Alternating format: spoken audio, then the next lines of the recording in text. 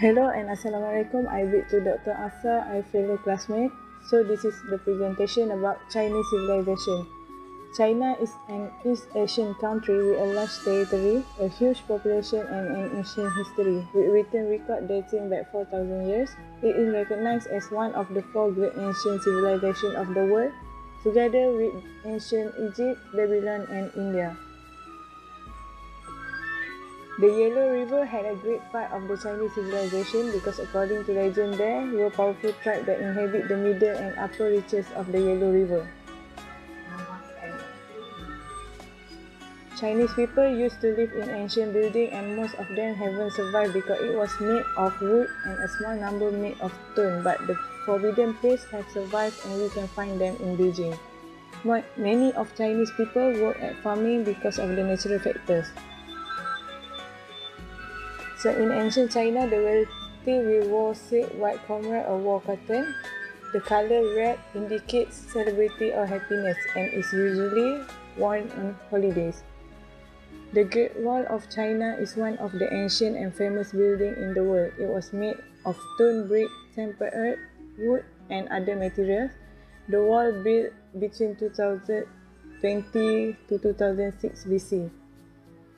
Since then, the Great Wall has on and off been rebuilt, maintained, and enhanced. The majority of the existing wall is from the Ming Dynasty.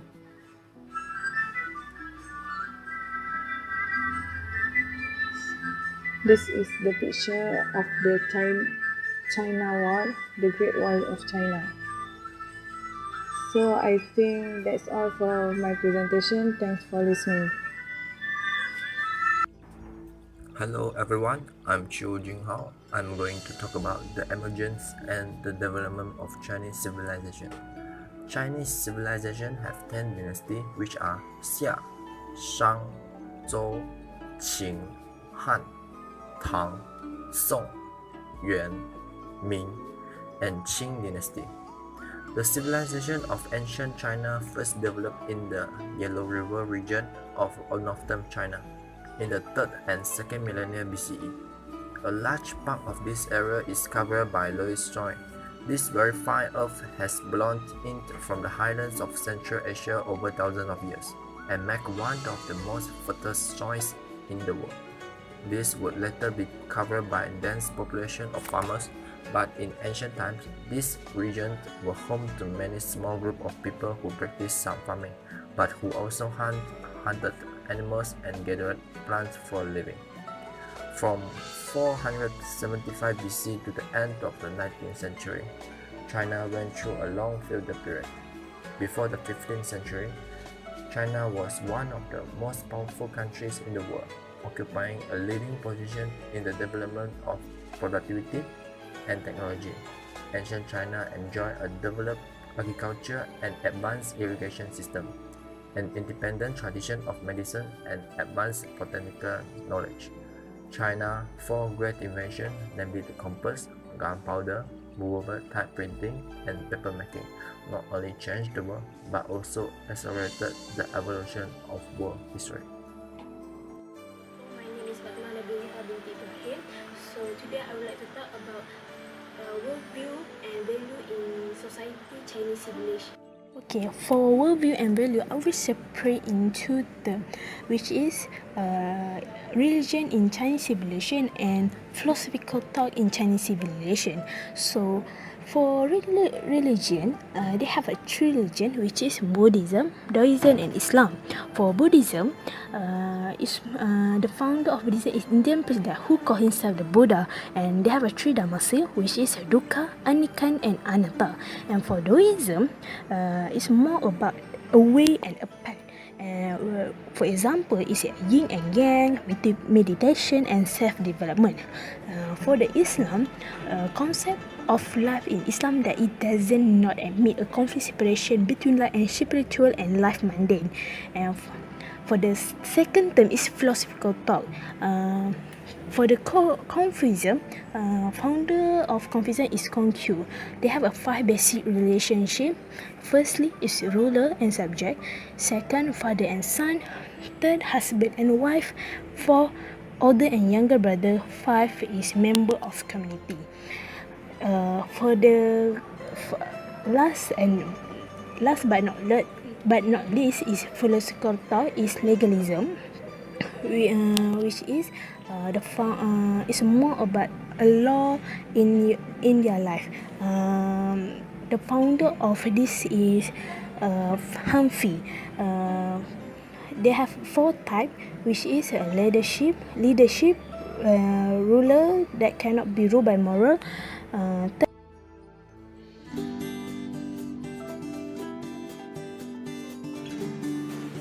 Hi, I'm Aina Mazina. I would like to talk about worldview and value in Chinese civilization. Tian is the sky. When the Zhou dynasty, it refers to supreme being that affects or controls one's fate with the generous mandate Tianmin gain. God Emperor, also called Shangdi, the ultimate good, the oldest god in Chinese for supreme being. In the legend, Di is the first ancestor primordial to the Shang. Word Tao or Tao, if translated literally, means way, also means teaching. The concept of Tao or man is likened to the mother who gave birth and nurtured a universal being Wahyu. It is the origin of all being. All being will return to Tao at the end. Taiji refers to the superior basis. This concept exists in the Book of Change, where it refers to the ultimate reality of the first sight from which a universal being exists. Essentially, Taiji is a word like Taiyi that is something ultimate. Yin-Yang is a polar manifestation, superior polar-based Tao. Their manifestation concrete are earth and sky. 5 elements is a wood, fire, water, soil, and metal. Hi, my name is Naura Nabila binti Mak Nazim.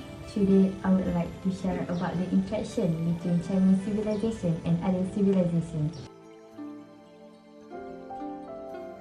The process of interaction is common in which civilizations in the world. The interaction of various civilizations will create shared values, thoughts, and knowledge. The interaction between Chinese civilization and Malay civilization is a unique one to learn, especially from the aspect of trading. Arabian and Persian traders play an important role in this interaction. It took place in the beginning of the 3rd century and had the emissary of the Persian sent to the royal palace of Wei. The Arabs used 2 important paths to China. The first is the Silk Route, that is the land line across Khorasan, Samarkand, Xinjiang to Peking. The second route that was used in the 5th century crossed the Arabian Sea to the Indian subcontinent and the Malay island to the canton of Southeast China. As a result of this interaction, there is a Muslim-Arabic community living in China and the occurrence of mixed marriages between these traders and local women. The important impression resulting from this interaction is the spread of the Islamic religion in the China state, which eventually created the local Muslim community of China. Hi, my name is Nora Zira binti Nazaini. I would like to talk about the interaction of Chinese civilization and other civilizations. As we all know, Chinese civilization has created many great inventions such as agriculture, technology, sugar, and silk. This led Chinese to interact with other civilizations such as Indian and Islamic civilization. The interaction between Chinese and Indian civilization can be seen as they exchange about religion with Buddhism. Their interaction helped Chinese to learn and embrace Buddhism as their main religion. Chinese also had translated many Sanskrit books about Buddhism to Chinese writings.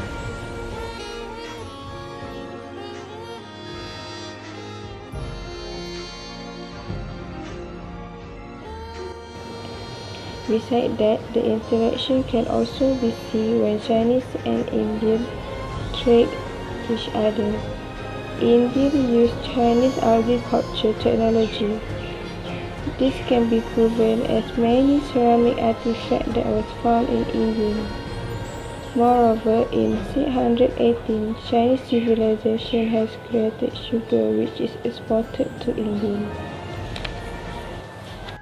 Hello everyone, now I'm going to talk about the contribution of the Chinese civilization, which is the Great Wall of China, compass and gunpowder. The Great Wall of China is a series of fortifications made of stone, brick, wood and other materials, generally built along an east to west line across the historical northern borders of China to protect the Chinese states and empires against the raids and invasions of the various nomadic groups of the Eurasian steppe. Several walls were being built as early as the 7th century, later joined together and made bigger and stronger are collectively referred to as the Great Wall. Especially famous is the wall built by Qin Shi Huang, the first emperor of China. The Great Wall was being rebuilt, maintained and enhanced over various dynasties. However, the majority of the existing wall is from the Ming dynasty. The compass was invented in China during the Han dynasty at about 2,000 years ago, where it was called the South Governor, Zinan. A zinan was a ladle-like magnet on a plate with the handle of the ladle pointing to the south. In the 11th century, the tiny needles made of magnetized steel were invented. One end of the needle points north, while the other points south. By 1,000 years ago, navigational compasses were commonly used on Chinese ships, enabling them to navigate. Arab traders sailing to China might learn of the technology and brought it to the West afterwards.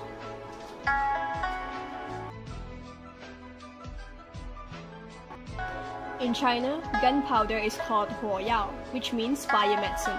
The birth of gunpowder was quite accidental.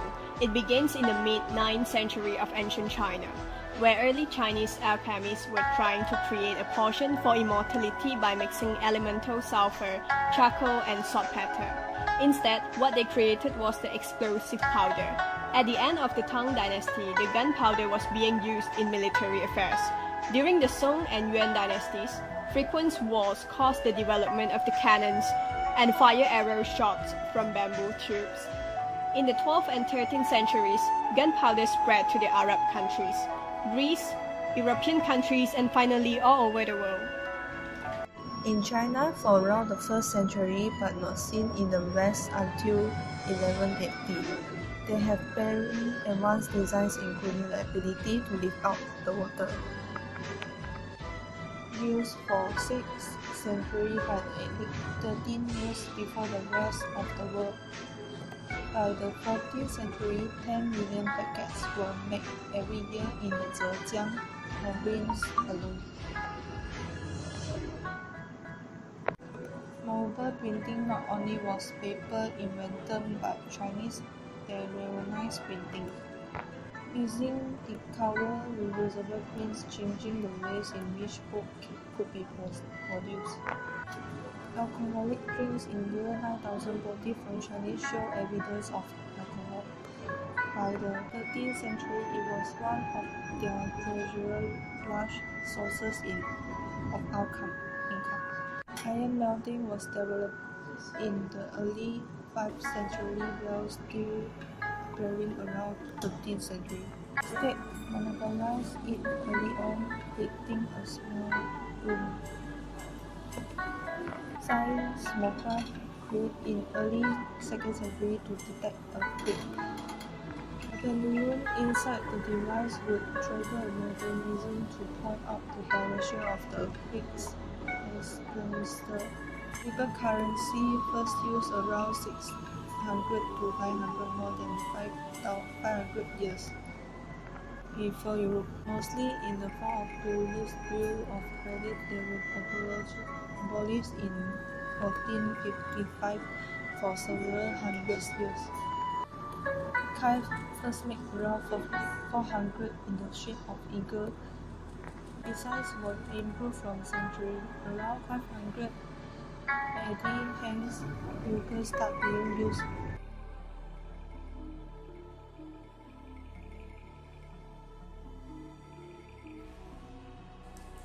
If a society is unable to prevent moral standards from degenerating, and if its members are unstrained by any moral principle and have no sense of shame and see nothing but profit as their goal in life, it will soon descend to the level of the jungle.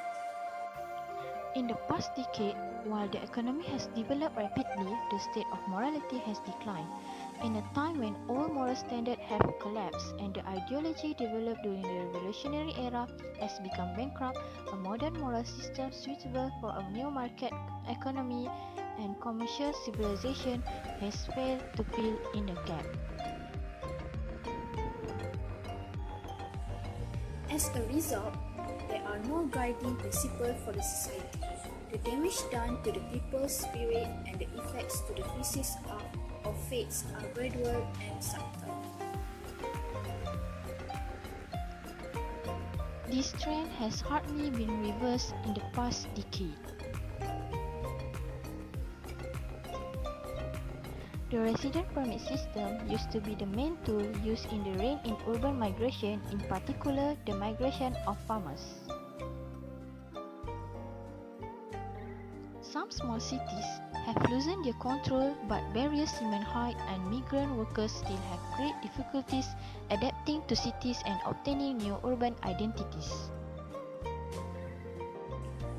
The delay of resident permit reform has also radicalized conflict between the countryside and cities, as a curbed government land sales and worsened the situation of landless farmers.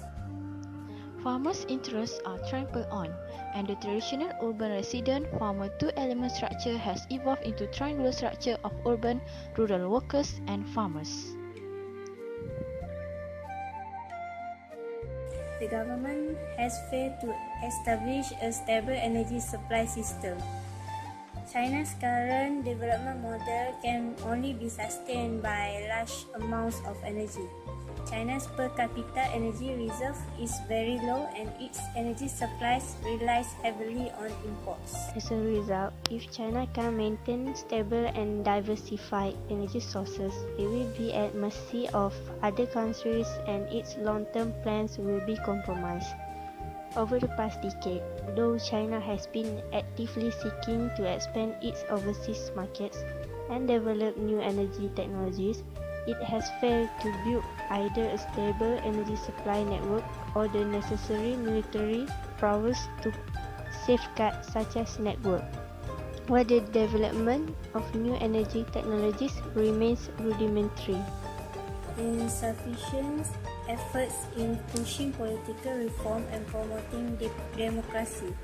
There is a long way to go before the idea of returning power to the people. This is the biggest and the most challenging problem. From the experience of modernization in other countries, it is evident that the problem can be solved once for all. It should be done methodically and with caution. However, the state should at least make some gesture to show that the party is sincere in its effort to give people some hope. In the past decade, despite the Huan administration's emphasis on democracy, freedom, rule of the law, and political reform, little progress